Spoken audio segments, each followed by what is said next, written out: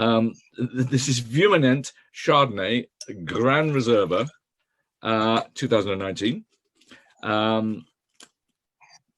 And I must admit, here we are again in a really tremendous glass of wine, because VIVO is a fantastic operation. It's in Chile, but it is famous above all for one particular style of wine, and that's big, powerful reds, especially from Malbec. Yeah, Malbec in Chile. They've got vines there which are well over 100 years old.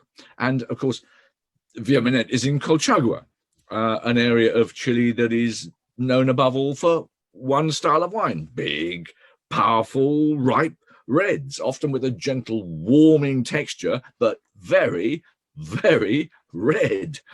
And our VIVO is white.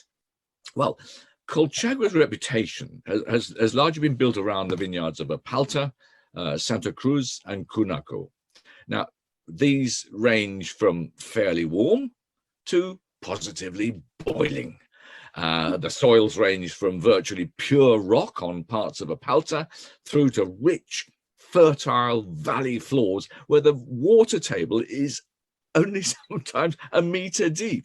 I've actually stood in those vineyards with some of the locals, and they picked up crayfish from the vineyards. I mean, that might be all right for big volume reds, but it is not okay for fresh, incisive whites. So when a new generation took over VIVO at the beginning of the century, they realized that just staying in the warm center of Colchagua wasn't an option. So first they planted new vineyards out west at Peralillo.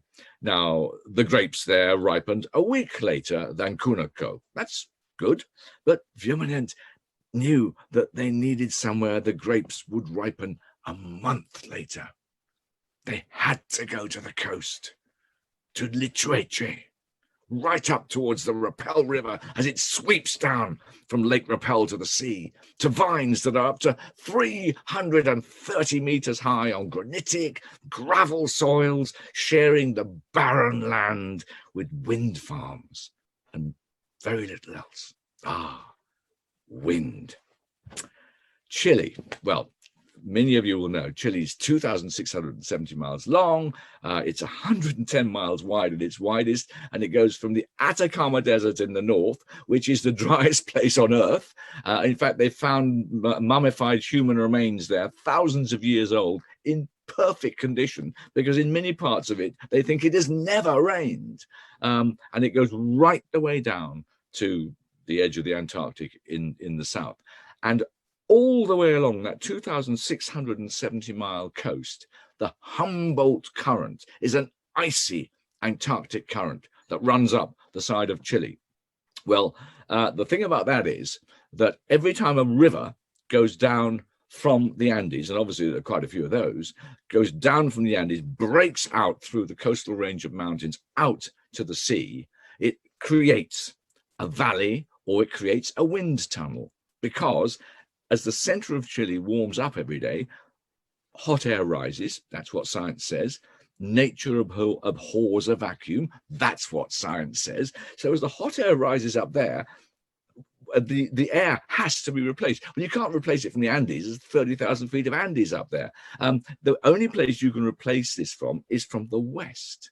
And that means that every one of these river valleys becomes a wind tunnel, because the air from the sea is sucked into the center of Chile to actually take the place of the hot air that's risen up there.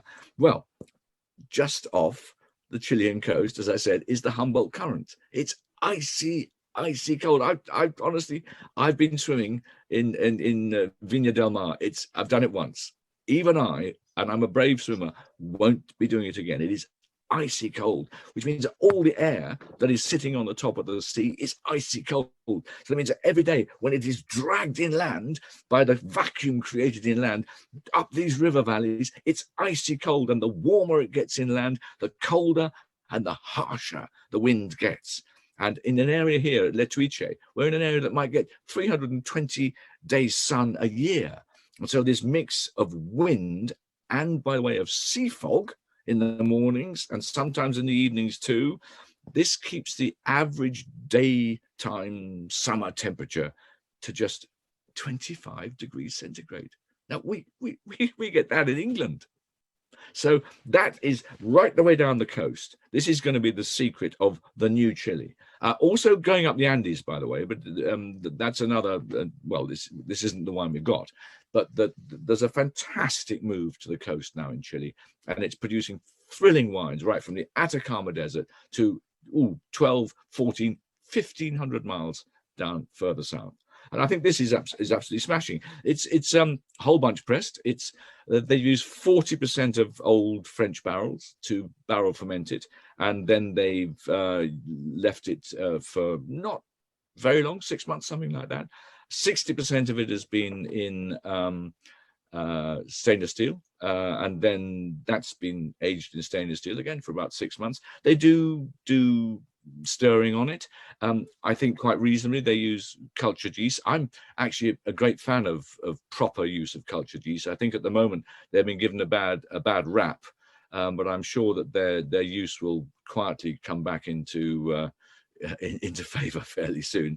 So again, I think this is saline. I think it's waxy. I think the acid is quite strong, but again, it's this lovely mixture of apple and peach and hazelnut toast. It feels to me maritime. It's almost got toasted toast crust as well.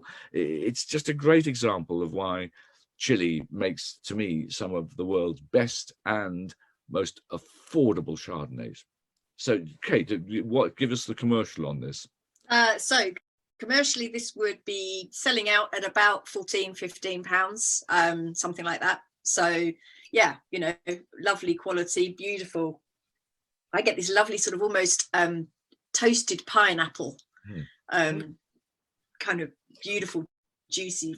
Yeah. Toasted pineapple, good tasting, madam. Yes, that's absolutely right, because that gives you that slightly burnt but sweet, yes, very slightly caramelized thing, and on a fruit, because I sometimes talk about rice pudding and the edge of rice pudding. Or burnt jam on my mum's jam tarts, those sorts of things. That kind of burnt, which of course it's not pejorative, it's delicious. Delicious, yeah. But roasted pineapple, toasted roasted pineapple, good tasting. Yeah, and because those caramelly things, those slightly burnt things are a joy. They're an absolute joy. Baked isn't, you know, great big beefy overcooked baked. Exhausted lumps of X fruit are not enjoyable at all. But no one ever told me that rice pudding was better for not having a bit of burnt on it. It's always better for having a bit of burnt on it. Are the best bits. Who eats rice pudding nowadays? Right.